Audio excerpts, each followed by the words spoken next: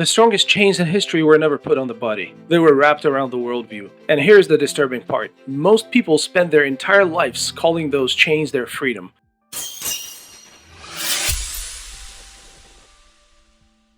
Welcome to Eagle's View. I'm Tim, and look, if you're new here, subscribe.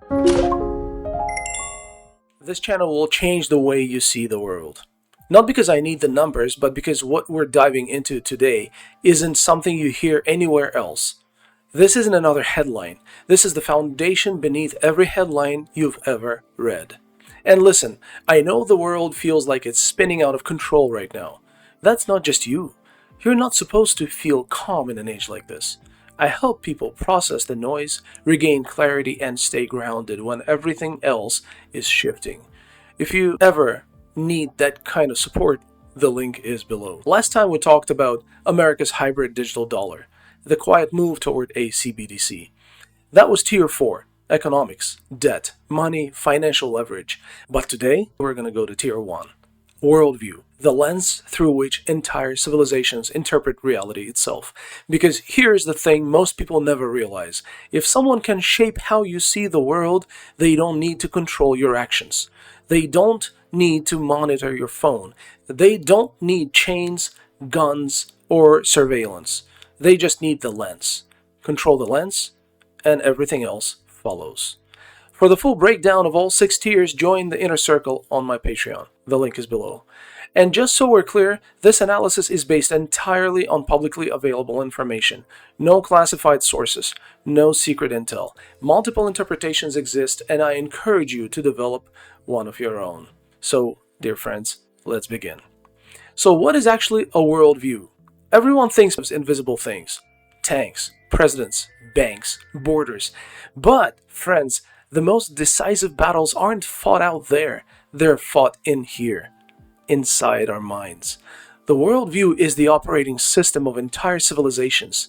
It's the invisible code running in the background that determines what you consider normal, dangerous, moral, immoral, hopeful, or hopeless.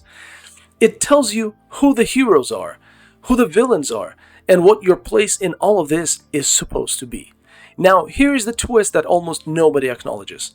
Most people never chose their worldview. They inherited it, absorbed it, downloaded it without ever giving their consent. Think about it. Family, culture, school, religion, media, algorithms, propaganda, trauma, layer by layer, piece by piece, your worldview was constructed before you were old enough to question it. And this is how you build entire nations that behave in predictable ways without ever using force. Because once a worldview is installed, you don't need to police actions. People police themselves. So, you probably heard this story before, but I don't think anyone tells it the way this actually happens. When a baby elephant is born, trainers tie its leg to a steel chain with a steel ring around its ankle. Not a rope, real metal, cold, unbreakable. And that baby elephant fights.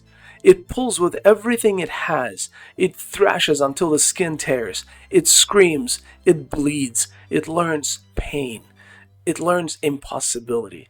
It learns helplessness. Until one day, after weeks, maybe months, it stops trying. It just gives up.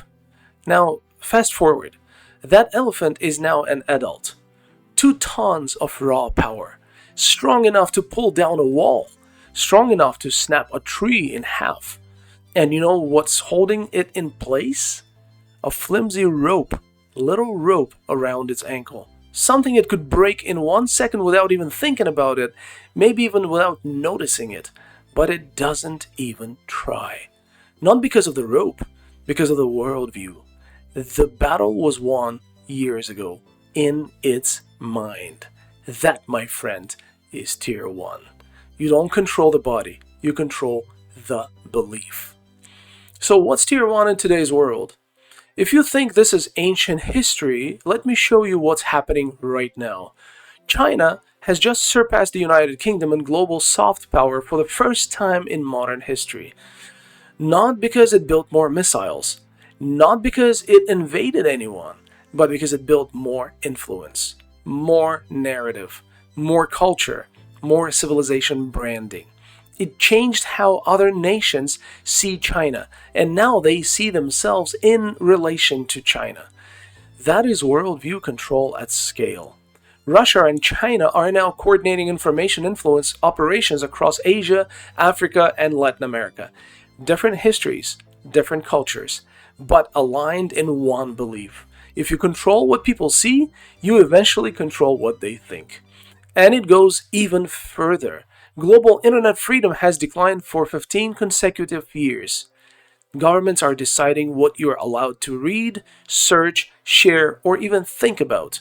Some nations have introduced laws that punish people not for posting dangerous content, but for searching for it. Think about that for a second. You can be punished for curiosity. China's expanding digital ID system now ties every online action to a real identity, turning worldview shaping into a high-tech science. This isn't about controlling territory anymore. This is about controlling the lens through which a nation perceives reality. This is Tier 1, and it's happening right now in full daylight. So, how does worldview shape nations? Every civilization is built on a worldview, and that worldview determines everything that follows. China's worldview: we were humiliated for a century. Now we rise again. Russia's worldview: we survive extinction. We always have. We always will. We're Orthodox Christians, and we're all for fairness and justice. America's worldview: we are the main character of global history. We are the good guys. We rule the world. Former colonies' worldview: we define ourselves through the eyes of others. When the worldview is strong, a nation acts with clarity and purpose. When the worldview collapses, the nation follows.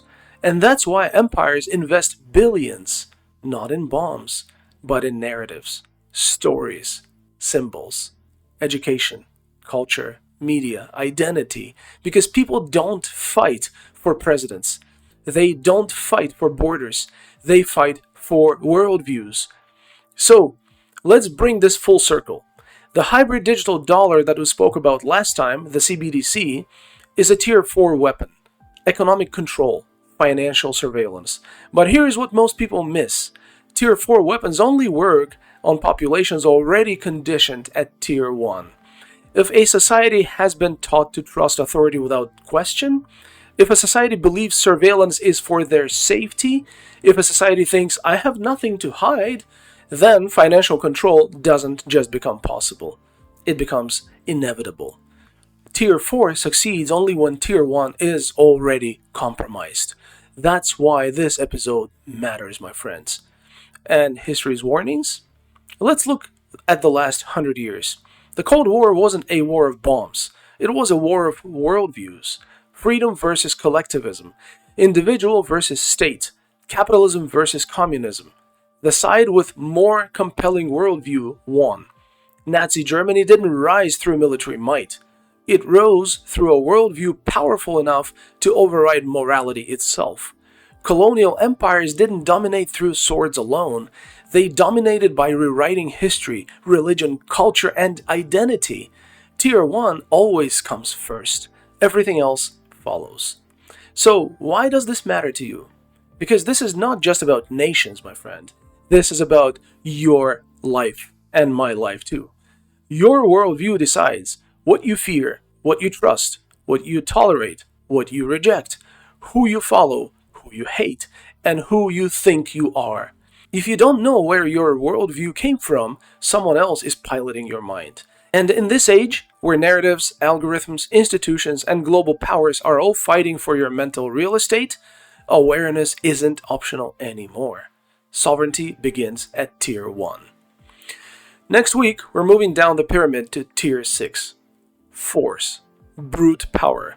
The most primitive tier, the least intelligent, and the shortest lasting effects. The last resort of nations that have already lost all the previous tiers, the higher ground. And you're going to see exactly why the United States is sliding into Tier 6 quagmire on the southern border. Not because of migration, not because of crime, but because its upper tiers are collapsing. This is going to be a hard episode. Don't miss it. If this helped you to see the world more clearly, subscribe so you don't miss what's coming next. For deeper analysis, visuals, maps, and the full 6-tier structure, join the inner circle on my Patreon. The link is below. And remember, knowledge isn't just power. Knowledge is sovereignty. Most people are sleepwalking through history, but you don't have to. Eagle's View, where power meets perspective. Think for yourself. Rise above the noise. And bye for now.